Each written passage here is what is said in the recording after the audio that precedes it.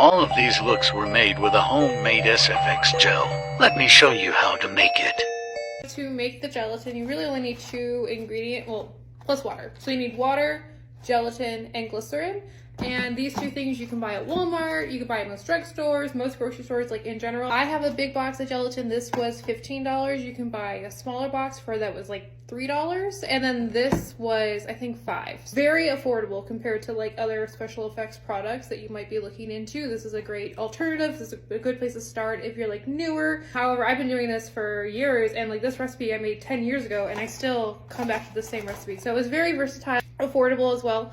So basically I do equal parts gelatin, glycerin, and water. Then I just use a microwave safe bowl. I always use one with a lid because you can keep the gelatin. It will grow mold.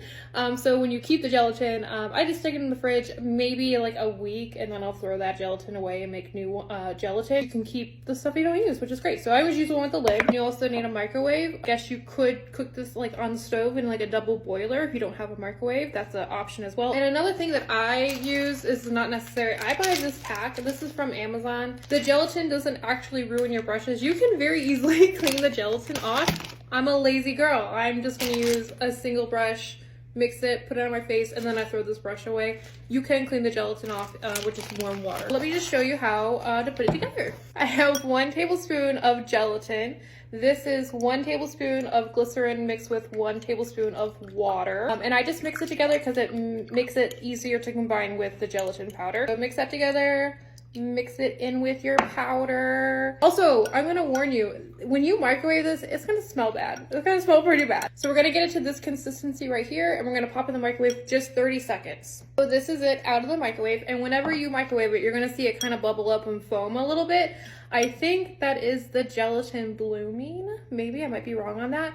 But that's what you want to happen. Don't put this directly on your skin. It is hot. It is hot. It is steamy. Don't burn yourself. You're gonna see as you mix it, it's gonna get thicker. Doing like a look that's taking a little bit longer, and you're putting this on your face, you can pop it back in the microwave for like 5 seconds at a time, and that's gonna loosen it back up so you can reapply to your skin. This can also be kept in like a crock pot. I have a little mini crock pot that I keep whenever I'm doing like a lot of gelatin. I just make it in the I make it and then I pour it into the crock pot to keep it loose. Also at this stage, you can do a few different things with it. You can add fake blood to this to give it a red look, and then it's really cool because when it dries, it's gonna continuously look like wet blood wherever you place it, which is nice. I've added foundation to this to make it like a skin color, different kind of pigments, just like a powder pigment to make it yellow so it looked like pus inside of a wound. Also pour this into molds. I have a video on YouTube where I sculpted like a heart out of clay, made a mold with AB compound, and then poured this into that mold, dyed it red with blood, then poured it into the mold, and it made a fake heart, and it was pretty cool. Now that it's getting a little bit cooler,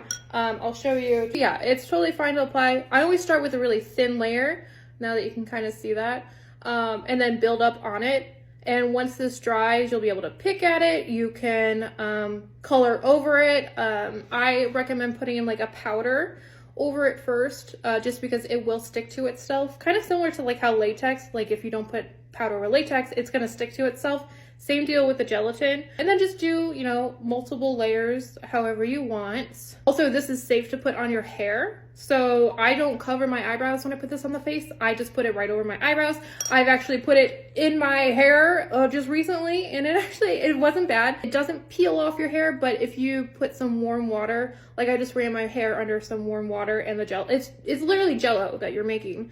And then the glycerin helps it not become too stiff, pretty much. I'm just gonna let that dry, and then I'll show you how I pick it up. And you can tell it's dry because like I'm gonna touch it and it's like it's tacky, but it's not lifting off my hand. You can just take like the back of something, usually tweezers, and then I don't know if I'm even showing you this very well, and then just kind of like lift it up.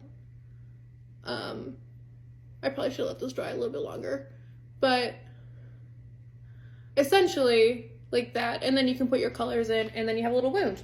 And it's super easy to like take off of your skin. Like it literally will just peel off your skin. You don't need to like worry about it. It is kind of moisturizing, honestly, because of the glycerin. So glycerin is like the main ingredient in most lotions.